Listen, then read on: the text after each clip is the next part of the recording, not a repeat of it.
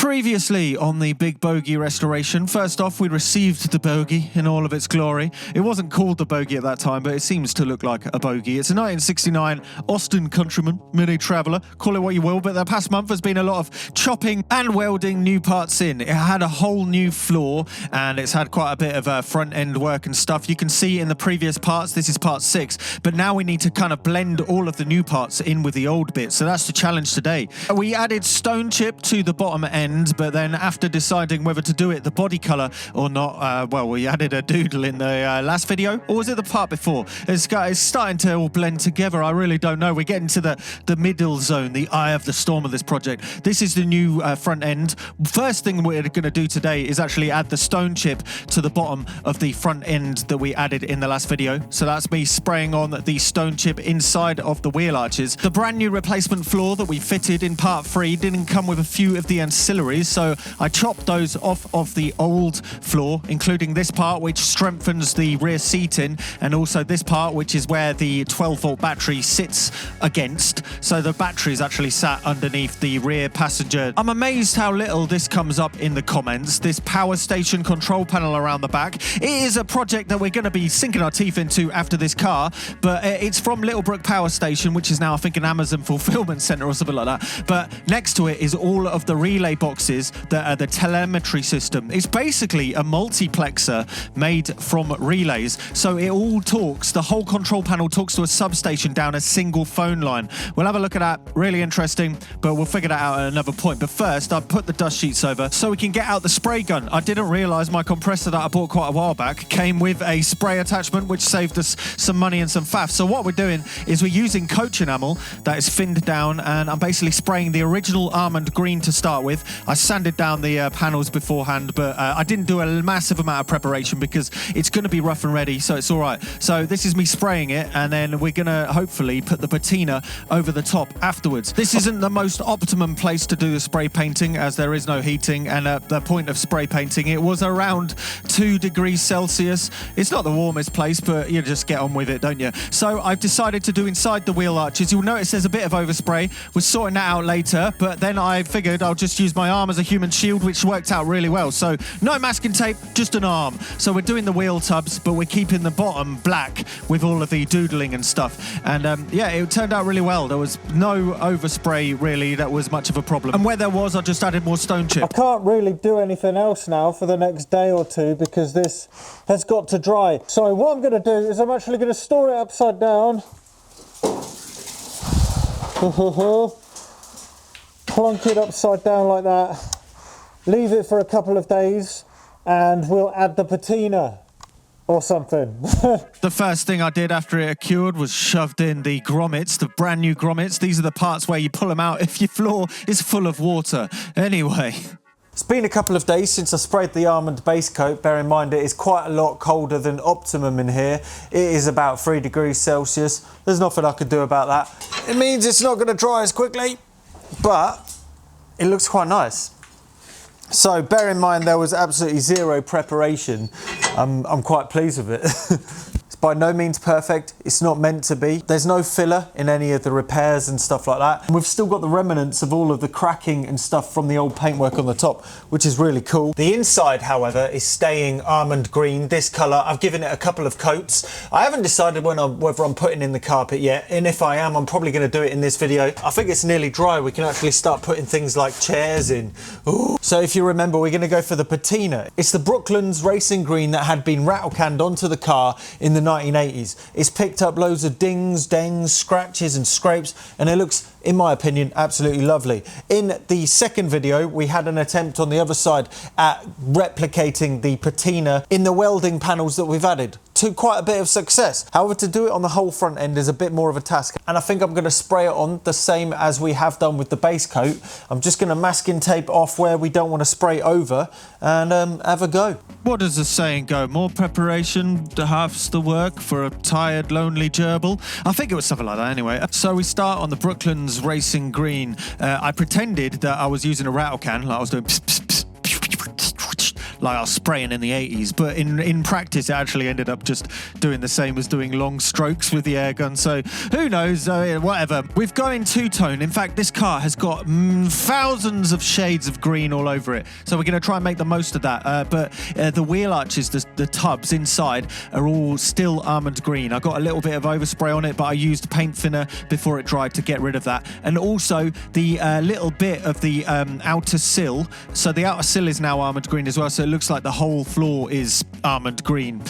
So it's just the top that is sprayed. But I removed all the masking tape before it had dried, and we're going to start wire brushing it to kind of get those dents and creases. So this is a process of kind of beating it up a little bit, and then if you use a wet towel to kind of figure out what it'll look like when it's got a bit of clear coat on it, which will conform the whole process. I found that using a wire brush in a spinny kind of fashion, just pushing it against it and letting it move, was a bit more realistic than just rubbing it around. And I think I went a bit over the top on this first panel that I worked on, but as you can see later on, it really starts coming together. But this is passable. There's a slight different tone in there, but I think when all of the parts are on the car, you won't notice it all at all, really. So we're going to be carrying on the Brooklands Racing Green because I didn't want to do the whole car without double checking it was going to be all right. So this is it with the almond green in the wheel tubs and the Brooklands Racing Green on the top. And then we're going to continue weathering it. Before it dries fully, I got the paint thinner out and gave it a bit of a rub on to make sure that like it thins out a little bit, because if you notice on the rest of the car, the almond green is poking through in some parts. So I sand a little bit, get the thinner out, get it all going to get it a little bit more patchy, because that's what we're going for. It's kind of counterproductive. We're making a paintwork to try and make it look absolutely horrid. This is the original color on that seam cover, and as you can see, it fits quite well with all of the bits that we've done. Okay, so I'm at a reasonable level on this side. If you look at it next to the bonnet, I don't think it's actually that bad. Like, it's a slightly tiny little different tone, but I think it might change when we add a little bit more of the lacquer. But most of the scratches and the patination on the bonnet and the patchiness, I've managed to be able to make happen on here. I mean, it's not exact, but I think to somebody who doesn't know that this has been patinaed, you know, not a specialist or somebody that is aware of a vehicle looking like this without being rusty, you know, that's the main thing. But as you can see, this part, which came from the car unrestored, and this part, which is the restored part of the car, they don't look different. And also, at a glance, these bits that I've covered with this Humbrol rust paint, I think it's actually quite good. I might go a little bit more on the rust paint, but when you look at it closely, you can see it's paint. But from afar, from you know, a reasonable point, it looks indistinguishable of the slight surface rust that is on this bit that I've put back. Real rust, fake rust, whilst it isn't real, it still, you know, looks reasonably rusty. Rustic. Now we just need to do the same method on the rest of the front end. You'll see later in the video that the doors match really well, but the bonnet's a little bit lighter. I think what happened is the sun is shining from the top, so the roof and the bonnet are a bit brighter, and then the sides, they match nicely. So what I may do is give a light spray of the new green onto the bonnet. I think the bonnet is going to be the most challenging thing to fade into this, but I didn't realise on this side, I think I did the Brooklands Racing Green a little bit thicker on this side, so it was actually a little bit more time consuming, but it came out okay in the end. Seam covers all fit nicely, so they connect together, and it's starting to look like a car again. In theory, this will be the last time it comes off the rotary jig, which is really cool. Like, it felt like a bit of an achievement point at this point, because it's actually going on to the next phase, which is actually bolting things back together. It's going to be an oversized Meccano set from this point forwards. So we're going to start with the latch that I did nothing to, and then pop the bonnet on, and as you can see, there's a slight different color. I think compared to the doors and the back doors, they fit perfectly. The bonnet, a little bit challenging. I think I might spray the bonnet and do a similar patina effort on the top of that, but the rest of it's fine, so I wouldn't worry about it. But it now gives us time to get onto this bit, which was not accessible because of the rear mount for the rotary jig. This was the last bit of welding that needed to be done. I figured I should show you it. It was a bit of a challenge, this one, because it was lots of different corners. This was the all corroded at the start. If you remember, this whole part of the car was coming away from the floor, but now it doesn't. And then I finish it with some almond green. Remember, the interior is all going to be a fresh bit of almond green, so I used the last bit of paint in the can. I'm doing it a bit spotty here and there just to kind of prevent the overspraying. And I use my hand to stop it going on there. You know, it's all a bit bish-bosh, but it does the job. Now looking at the interior carpets, these were all in a black plastic bag sitting in the back. Luckily, they were all still there. And I just wanted to hoover them up and have a look at the condition of them. And they are perfect. They're not too new looking, obviously. I would have never have wanted to buy and put new carpet in because it looked horrid. I would have much preferred to just have no carpet whatsoever. But the whole interior, as you can see, is just the right amount of rough. And it's sitting in the back, I remembered how tiny these cars are at the back and how rickety they are as well. There was another black plastic bag, if you remember, in part 1 with all of the door cards and the cards that go around the side. So these are all just the same. So they're just the right amount of used and rough, and they fit still just like day one, but looking a little bit more tired and disheveled, which is exactly what we're going for. I haven't put them all in yet, but we'll slowly be adding them. This is the front carpet. I just put it in to see what it looked like because we need to take it out anyway to get the subframe bolts in, the steering wheels, the pedal box, and also the gearbox. But it gives us an idea of what the interior looks like. Let's put the back seat in how it's supposed to be because there's a very small likelihood that it'll ever have passengers in it again. So as you can see, there's a lot of boot space, surprising amount. And I figured for the commenters below, we should just put in the woodwork just to see what it might actually look like. You can actually get a whole replacement set of these, but it would just look completely wrong with the new stuff. And if I'm honest, the wood and the Brooklands just doesn't look right. It looks like Lord of the Rings. I much prefer the ghost wood look, and I'm sorry, but I'm definitely going with the ghost wood look now. The wood is just a pointless facade, and I am completely not a fan of pointless facades. Putting back in the interior is already pushing it a little bit. The wood, yeah, that's a bit too far. Anyway, let's have a look at the front seats. So the original driver's seat is all a bit mushed, and as you can see, the lower diaphragm, that is broken. So I've got one on order, and it hadn't turned up in time for this, but the passenger one, that one's still intact. So we'll put that one back in where the driver's seat is after doing it a bit of a clean.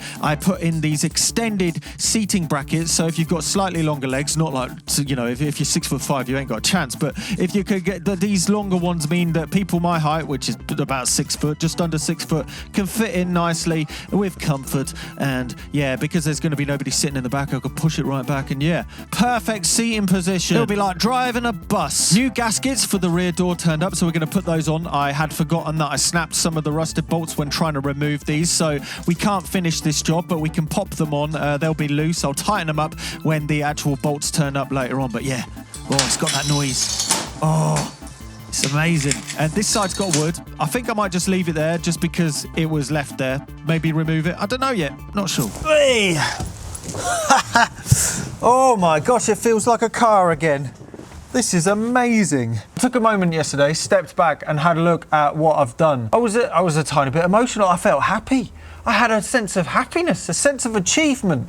I don't know why. I just feel like I've achieved something, which is really, really nice. One thing I'm very relieved about is all of the messy work is behind. Those hours and hours of grinding are finally over. And hopefully that means I'll stop going home every night with a rustache. As you saw, the bonnet didn't fully blend in, but you can see that the door is doing a pretty good job of blending in. That's the thing about this car, is there's just so many different shades of green on it. You only have to look at the roof to see that either Mike ran out of the Brooklands Racing Green spray paint, or it's literally sun bleached off the top. I did find in one of the boxes of goodies one of the rattle can tops of the Brooklands Racing Green that Mike used, and as you can see, originally it was the same shade as the shade that we've put on it, but it has faded to different levels over time on the vehicle. I may or may not do a very light coat of the new Brooklands Racing Green on the bonnet. The colour fluctuation now doesn't bother me that much, but maybe when we get it out into the daylight we might think differently. It did feel a little bit strange after 3 weeks of trying to make this car all solid to make it look like it was rusty again, I must be honest, but I am very pleased with the finished product. I know it's not for everybody. People love nice, shiny, pristine paintwork. I do to an extent, but I am still 100% behind the decision of making it patina, and to be honest, the patinaing had made me feel nervous from the very start of this project. Whilst it isn't 100%, because it never will be, because it's fake patina, it has worked out so much better than I would ever have thought is possible. At the start, it was a real challenge to imagine that making it look like this was possible. I was sort of umming and ahhing with the idea of just spraying it with primer and making it look like it was primered, or maybe making it half new, or heaven forbid, just completely resetting it to factory setting. But it's amazing, it actually blooming worked. And when everything else is back on the vehicle and less focus is on the new bits, I bet you wouldn't notice. After trying the wood today, I'm nearly certain that no wood is the way forwards. It looks so much nicer, but let's see what the comments say. And finally, there is one more question. Do we go with the chrome? So this car originally had a bunch of chrome. It had chrome bumpers, it's got chrome surrounds around the lights. Anyway, in the next video, we're going to be plonking together the front subframe and the rear subframe assemblies, plonking them in the cars, and then it'll be on wheels. Well, on proper wheels instead of sideways wheels. So that'll be next week. I'm already quite a way into that. And if you want to see where I'm at right now, then go and check over on Patreon, because all the support helps. And I post videos of the progress as and when over there. Anyway, until next time, I'm Luke Mum No Computer. This is the Big Bogey. If you like what you see, don't forget to subscribe, and remember, don't forget to try it. Lovely. Woo! The bodywork's done. Now it's time for the fun stuff. The really oversized Meccano set. That is the subframes. We're going to be doing videos on rebuilding the engine and whatnot. Hopefully we'll have this all done by the end of February. So keep it back, and then getting back to the music stuff, which I've also been doing, and I've been doing videos over on Patreon about all of the things that we've been building for this car as well. So if you want to support this project, because it wouldn't be possible, then go and check it out over there. Anyway, I'm Luke Mum No Computer. Have a lovely time, and toodaloo-doo.